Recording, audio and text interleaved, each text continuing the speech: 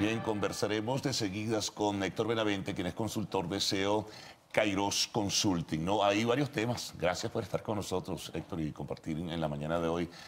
A través de la entrevista de Televen, el tema económico es fundamental. Vivimos una crisis inocultable, es evidente, es tangible. Y en este caso no se visualizan salidas claras, ¿no? Las variables están colocadas sobre las mesas de discusión, pero no se toman decisiones. ¿Qué crees tú que está ocurriendo? Buenos días. Primero, un gusto estar aquí. Mira, yo siempre lo he dicho, esta es una hiperinflación que se puede denominar ideológica. Esta es una hiperinflación por un modelo económico que ha puesto el gobierno. Yo recuerdo en el año 2008 mi profesor de economía en el máster en España, él estudia mucho el caso venezolano en ese entonces, y él decía, según la literatura, país petrolero no tiene hiperinflación, pero yo creo que Venezuela va a ser el primero que la tenga, por las medidas que se llevan tomando. Pero la tiene, de hecho, ¿no? Claro, yo digo que es un poco profeta, yo le escribí y le dijo, o sea, 10 años antes lo vio, pero es una hiperinflación por un modelo económico. La mala noticia es que es eso, digamos, es queriéndola. La buena noticia es que es más fácil salir de esta hiperinflación tomando las medidas correctas que lo que ha sido para otros países salir de ella. Ahora, ¿cómo salir? Vamos a la pregunta medular en este caso. Claro, esto ya cómo salir queda del lado del gobierno, de tomar las medidas, abrir el control de cambio, eliminar los controles de precios, dejar de imprimir moneda sin respaldo, que eso se genera inflación fuertemente. Esas son las principales medidas, una apertura del modelo económico. Ahora, en ese sentido, no hay indicios, eso lo conversamos muchísimo con economistas cuando vienen acá, no hay señales, no hay definiciones, el gobierno insiste en que hay una crisis económica generada por una guerra donde factores externos son los responsables junto con factores internos que tienen el sello ideológico de la derecha, así lo califican, y no hay otro tipo de medidas que sugieren los que conocen bastante bien del tema. Claro, no vemos medidas en el horizonte, ¿cierto? Ni que haya intención de tomarla. También cuando uno estudia estos países que han sufrido la hiperinflación, en nuestro continente vemos a Argentina, Brasil, Perú, Bolivia, tenemos el caso de Zimbabue, que es el más reciente, vemos que muchos de esos gobiernos, hasta unos meses antes de tomar las medidas que todos los países terminan tomando, decían lo mismo, esto no es culpa de nosotros, esto es un ataque, pero todos los países terminan saliendo de la hiperinflación. El promedio mundial es de unos 10 meses, 11 meses, lo que dura la hiperinflación. En Latinoamérica está entre los 7 meses, pero el récord es Nicaragua, con casi 5 años. Ahora, en este sentido, podremos sostenernos igual que Nicaragua, 5 años. Tenemos que este tormento, esta laceración que vive una población, una sociedad, se puede sostener en el tiempo, porque se está agudizando. Si empezamos a contrastar, yo no sé si esas naciones, en su momento con la hiperinflación, pudieron enfrentarle de alguna forma, sí, pero ¿está ocurriendo en Venezuela algo diferente de lo que ocurrió allá? Claro. Un éxodo masivo, una estampida, una diáspora. Claro, eso para nosotros es un fenómeno reciente. Muchos de esos países lo tuvieron. Pensemos en Perú, pensemos en estos países que uno va, por ejemplo, a España, y ya son años y generaciones que se han ido. Lo mismo en Centroamérica. Para nosotros es un fenómeno reciente esta diáspora que estamos sufriendo. Y los países que han sufrido más o menos han tenido peores hiperinflaciones. Aquí lo que pasa es que se mezcla con muchas otras cosas, políticas, sociales, que hacen que uno sienta que esto no se aguanta más. Pero cuando uno estudia sobre esos países y lee lo que decía la gente decía lo mismo en esos países. Esto no se aguanta un mes más, ya no lo vamos a aguantar. El problema es todo lo que deja después, deja un país atrasado tecnológicamente, empobrecido, con problemas sociales de calado. Entonces, eso es lo que tenemos que ver. La diferencia con otros países, que aquellos países en un momento dijeron, ya, yo quiero salir de esto, ya vi que hice mal, voy a tomar las medidas, y una vez que tomo las medidas, son unos meses siguientes. Aquí todavía no vemos ese, quiero tomar las medidas, ese, ok, ya sé lo que está pasando, déjame corregirlo. Ahora, ¿cómo hicieron esos países? Un poquito para recordar, Héctor. ¿Cómo hizo Nicaragua y qué gobierno nicaragüense tomó las medidas para enfrentar el problema? ¿Qué gobierno lo hizo en Perú? ¿Qué gobierno lo hizo en la Argentina? El nombre de los presidentes no los recuerdo ahorita. Pues yo me he dedicado a estudiar cómo eso afectó a las empresas y a las personas, principalmente. ¿Y qué decisiones o iniciativas tomaron esos países? Los países normalmente hacen lo mismo. Primero, dejar de tener un déficit público tan grande e imprimir dinero, recortes muy fuertes del gasto, acudían al Fondo Monetario Internacional, instituciones internacionales para hacer un plan de salida de esa crisis, que depende del plan, tardaba más o menos. Lo normal es que tardan 2 o 3 años en salir, pero vemos que casi todos esos países, a los 2 o 3 años de pasar la parte hiperinflacionaria, empezaron a crecer de manera sostenida. Ahora, en el caso concreto de los que mencionas, ha habido en Perú un crecimiento sostenido en los últimos años. Argentina tuvo un movimiento muy ondulante, sin embargo, va bien encaminada. En el caso de Nicaragua, bueno, hubo una especie de cohabitación entre el sector privado y este último gobierno que ya lleva 11 años. Ahora entra en crisis y por ello las protestas.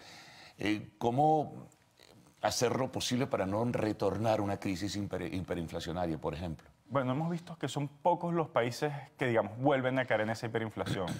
Ahorita un caso que deberíamos seguir de cerca es el de Zimbabue. Fue ahorita la hiperinflación más reciente que tenemos. Tuvieron su cambio de gobierno, digamos, salió Mugabe para entrar alguien del ala radical de Mugabe. Ellos tuvieron un crecimiento casi de 3 veces el PIB que llegaron a tener en su parte más baja. Pero ya llevan unos años de estancamiento y hay que ver ahorita cómo va. Los países suelen crecer después de la hiperinflación. Y yo hace un año casi justo estaba en Londres en una conferencia económica y hablan países con mayor potencial económico de crecimiento en el corto plazo. Y el número 1 era Venezuela. Y por una diferencia abismal con el segundo, que era Etiopía, pero con un asterisco, que era si se da un cambio económico. Ahora, fíjate tú, antes de irnos a la pausa comercial, relatas el caso de Zimbabue, que ahora hay un estancamiento. La situación que está muy cercana a nosotros por lo reciente de la explosión y la protesta es Nicaragua. Allí se está presentando una situación deficitaria y muchos temen que el retorno de la hiperinflación o de la inflación de una forma diferente pueda reaparecer. Además, un país que recibió un subsidio significativo de parte de Venezuela, ese subsidio ya no existe por la crisis petrolera nacional. ¿Qué puede estar pasando en Nicaragua? Bueno, en Nicaragua, ¿qué tenemos?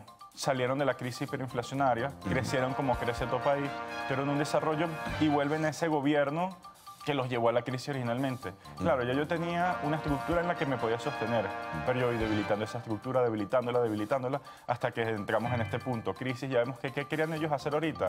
Un recorte en la seguridad social, aumentar las cuotas, bajar eso. Y empezamos a ver que ya la parte fiscal se dan cuenta que no encaja. Entonces, ¿qué tengo que hacer? Empezar a tomar medidas.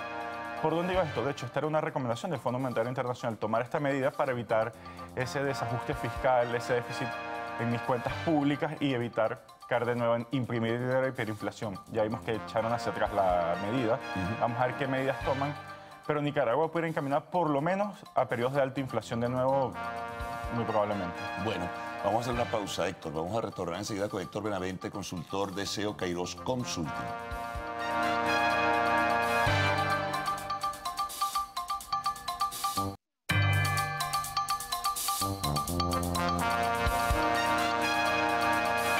Bueno, continuamos nuestra conversación con Héctor Benavente. Vamos a seguir con el caso venezolano, que al final de cuentas, Héctor, es el que más nos toca.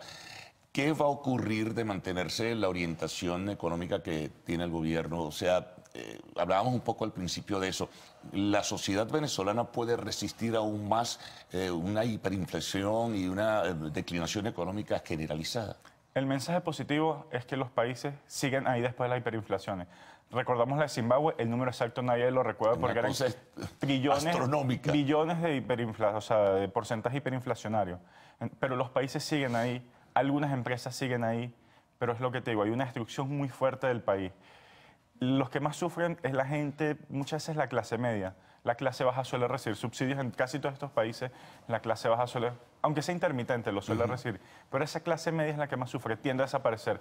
Una muy poca parte de esa clase media va hacia arriba, la que puede tener ingresos en moneda extranjera, de alguna forma, en moneda dura, pero la gran mayoría de esa clase media va hacia abajo. Y esa es la parte de la población que más se nota afectada, que más le afecta su forma de vida. Ahora, fíjate tú, el escenario nacional es, por momentos, y no es una exageración dramática, una declinación de la industria petrolera venezolana, que es lo fundamental para los ingresos, una declinación del sector del campo realmente dramática también, una paralización apenas entre un 25 o 30% de la actividad industrial. ¿Cómo podemos recuperarnos? La recuperación... Si no se toman medidas, evidentemente no lo podemos hacer. Con ese mismo modelo vamos a empeorar. ¿Cuánto? Ahí tenemos las estimaciones. Alguien dice 160.000% de inflación este año, Eso sería... 200.000, 300.000. Ya esas diferencias no es que no importen, pero uno tiene que planificarse igual para 160.000 que 250.000. Para el año que viene ya hablan de 1.800.000%. El Fondo Monetario Internacional. Es una locura. Es una locura. ¿Y qué pasa en esos países? Cambian mucho las costumbres, se vuelve algo, si llegamos ahí al trueque, la moneda pierde valor.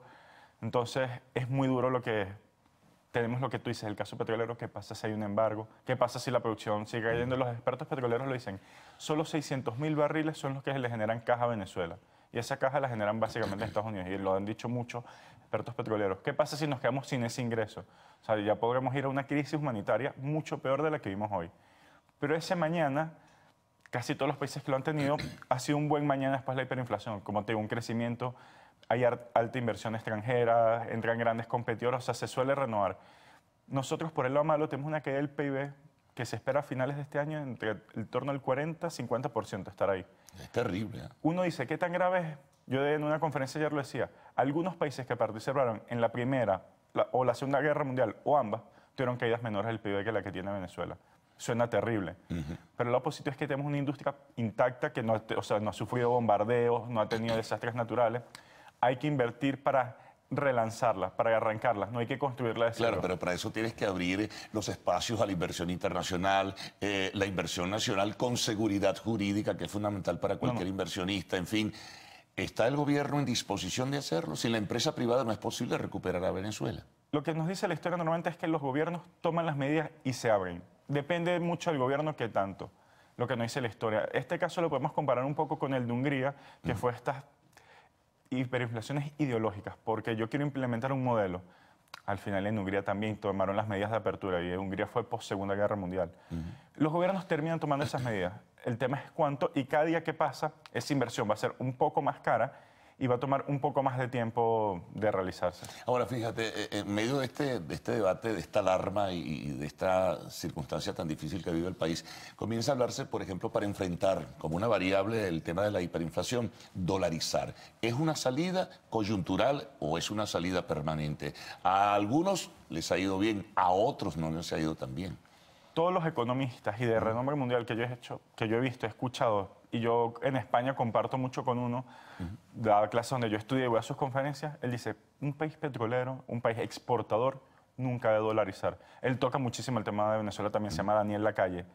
Y él dice, con tomar las medidas de apertura es suficiente. O sea, dolarizar puede penalizar mucho, tú pierdes control de tu moneda. Y como país exportador, eso es una de las peores cosas que puedes hacer. Sí, porque hay que explicar un poco más, porque la gente por lo general lo ve de una forma muy sencilla. Bueno, sí, dolarizo, entonces me van a pagar en dólares. Fíjate cómo es una tasa de cambio, o sea, eso no resuelve el problema de fondo, ¿no? Claro, porque es que... Hay otras variables que tienen que ver con la deuda externa, por ejemplo, con la situación fiscal, en fin, ¿cómo corriges eso? Y mi productividad interna me van a pagar en dólares, pero ¿cuánto te van a pagar en dólares? ¿Cómo hacer ese crecimiento?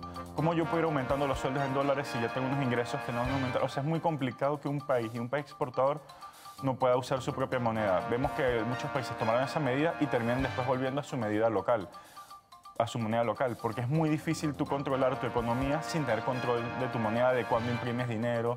Claro. Entonces, es una medida que para Venezuela, desde mi punto de vista y de la mayoría de los economistas que yo he escuchado, no debería ser tomada. Hay quienes piden, bueno, que pudieran transitar o cohabitar el bolívar y el dólar. Bueno, pero ¿por cuánto tiempo? Muchos otros, como te decía antes, señalan que esto es simplemente una medida coyuntural. Vamos a parar la inflación dolarizando, pero ¿y luego qué? Claro, hay países que, y pongo otra moneda, lo hizo Brasil, otros países que digan, bueno, voy a introducir una nueva moneda porque mi moneda actual ya ha perdido confianza, ha perdido vigencia y voy en un paralelismo. Pero muchos lo han hecho con una nueva moneda local, no adoptando el dólar. ¿Por qué no? Si yo adopto el dólar... El euro, por ejemplo, Irán ahora dice que va a adoptar como punto de referencia el euro. Claro, pero eso ya esas son cosas más ideológicas y sí. El dólar sigue siendo la moneda de referencia mundial. Si no recuerdo la última vez, creo que alrededor de un 75, 76% creo, de la economía mundial se mueve en dólares. Yo decir que voy a irme a otra ahorita porque ya no me gusta el dólar es más un tema de cara a la galería. Bueno, como colofón, si no hay medidas que se tomen, esta situación va a continuar. No va a continuar, va a empeorar y va a empeorar fuertemente. Las hiperinflaciones son espirales y cada vez uno va entrando más rápido, se va hundiendo más rápido y cada vez los efectos son peores. Entonces, si no tomamos medidas y por factores externos, un embargo petrolero o simplemente que siga la caída de la producción petrolera, los próximos meses pueden ser muy duros para la gente en el país. Bueno, Héctor, gracias por todos estos comentarios y estas opiniones tuyas alrededor de un tema que nos toca a todos y nos castiga a todos al final de cuentas. Una pausa, amigos. Al regreso tendremos, como de costumbre, el segmento de arte y espectáculos en Lo Actual.